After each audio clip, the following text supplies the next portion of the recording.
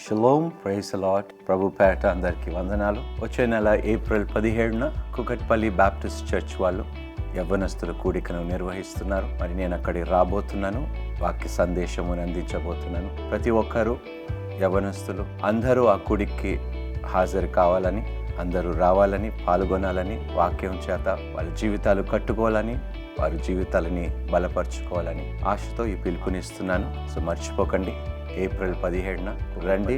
మనం అందరం కలిసి దేవుణ్ణి ఆరాధించి స్తుతించి వాక్యములో పాల్గొందాం, దీవించబడదాం అండ్ బలమైన కార్యములు చేసే సాధనములుగా ఆ యొక్క స్థలం నుండి తిరిగి వెళ్దాం. మరి ఇతర వివరాల కోసం మీ స్క్రీన్ మీద కనిపిస్తున్న నంబర్స్కి కాల్ చేయండి.